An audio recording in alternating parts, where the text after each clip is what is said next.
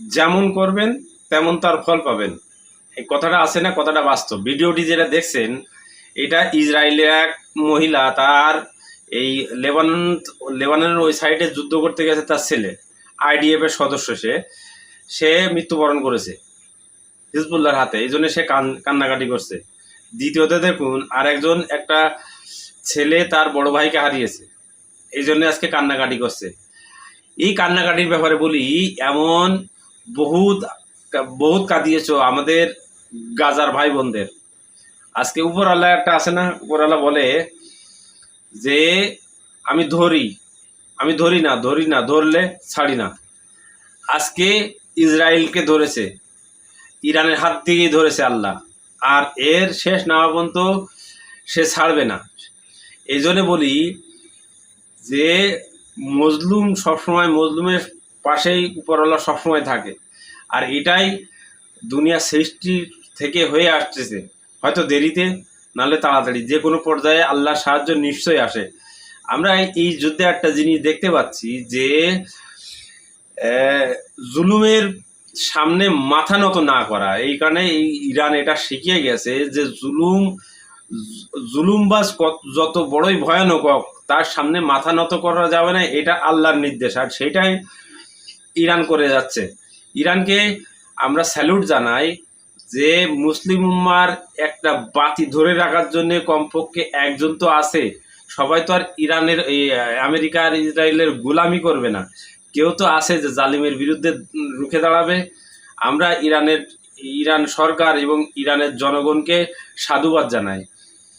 আমরা আল্লাহর কাছে এটাও দোয়া করি তাদের জন্য বিজয় এনে দেয়। এবং এই যুদ্ধে ইরানের যে যতগুলো মানুষ শহীদ হয়েছে তাদের রুহের মাগফিরাত কামনা করি, যারা আহত হয়েছে তাদের সুস্থতা কামনা করি, এবং এই যুদ্ধের জন্য স্থায়ীভাবে একটা সমাধান হয়, যাতে বারবার এটা এসে ইরানের পরে হামলা না করে। এই যে ফ্যাক্টরটা বিগত 40 বছর ধরে আমেরিকা এবং ইসরায়েল করে রেখেছে, এর জন্য অবসান ঘটে, আমরা এটারই কামনা করি। আজকে দেখুন, ওই সুখে থাকলে ভূতে কিলাই বলে না, আজকে হরমুজ প্রণালী দিয়ে নির্বিঘ্নে জাহাজ যাতায়াত করতো, সেখানে কারোর ট্যাক্স দিতে হতো না। কিন্তু এখানে দেখুন, যুদ্ধটা কিন্তু ইরানের ঘাড়ে চাপিয়ে দেওয়া হয়েছে। এখন এই চাপিয়ে দেওয়ার কারণে ইরান যখন প্রতিরোধ গড়ে তুলেছে, তখন কিন্তু চারিদিকে সারকার করে দিচ্ছে একদম। ইসরায়েল এই মাথা থেকে ওই মাথা পর্যন্ত বলেন, সাউথ লেবানন বলেন, মিডিল ইস্ট আপনার ইসরায়েল বলেন, তারপরে আছে আপনার ডিমোনা, তারপরে তেল আবিব, তারপরে হাইপা, সব কিন্তু ধ্বংসে পরিণত হয়েছে। এবং মধ্যপ্রাচ্যে যে আরবে যে আমেরিকান ঘাঁটিগুলো আছে, সেখানে কিন্তু সব শ্মশানে পরিণত হয়েছে। আমেরিকান যে ঘাঁটিগুলো সেগুলো ম্যাক্সিমাম মনে করেন যে মাটির সাথে ধুলির সাথে হয়ে গেছে। আর আমেরিকার যে সৈন্য সেখানতে তারা পালিয়ে হয় কোনো জায়গায় হোটেলে যাচ্ছে, কোনো জায়গায় অন্য দেশ থেকে দেখে তারা পালিয়ে যাচ্ছে। তাদের করে রেখেছে ইরান যে তারা যদি সাধারণ মানুষের ভিতরেও যায়, সেখানেও তাদের জীবনটা নিরাপদ মনে করছে না। আর এইটাই ইরান এতভাবে মনে করেন যে ব্যাকফুটে ফেলে দিয়েছে ইসরায়েল এবং আমেরিকাকে। আমেরিকা এখন এখান থেকে বেরোনোর জন্য পথ খুঁজছে, কিন্তু সে পথ বের করতে পারছে না। এখন কথা হচ্ছে যে হরমুজ প্রণালী ফ্রি ছিল, এখন থেকে ইরান যে সুযোগটা পেয়েছে, এখন ইরানের পার্লামেন্টে আইন পাস হয়েছে যে এখান থেকে যে জাহাজ যাবে তাকে ট্যাক্স দিতে হবে, টোল দিতে হবে। বর্তমানে আপনি একটা জিনিস দেখেন, বিগত 40 বছরে স্যাংশন ছিল তেল বেচা, ইরানের পরে তেল বিক্রির স্যাংশন ছিল, নানান বহুত রকম, এই যে এয়ারবেস কিনতে পারবে না, প্লেনের যন্ত্রপাতি কিনতে পারবে, সবটাতে স্যাংশন ছিল। তার ভিতরেও কিন্তু তার অর্থনীতি টিকে গেছে, মানে একদম মরা না, তার ভিতরে ফাইটিং করে সে এত রকম মিসাইল টেকনোলজি এত কিছু ডেভেলপ করেছে।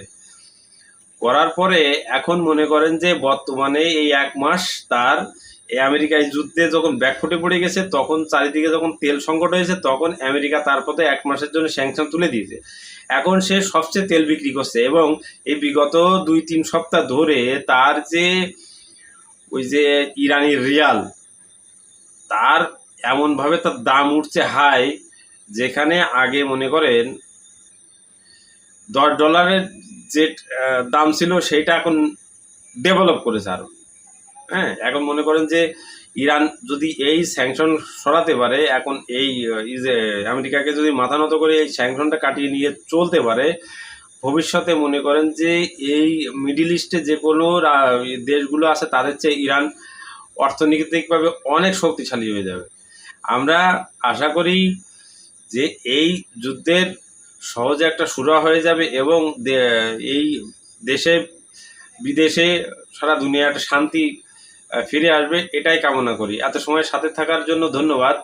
যদি ভিডিওটা ভালো লাগে অবশ্যই লাইক এবং শেয়ার করে পাশে থাকবেন এবং ইউটিউব চ্যানেল আছে সে সাবস্ক্রাইব করবেন। ধন্যবাদ।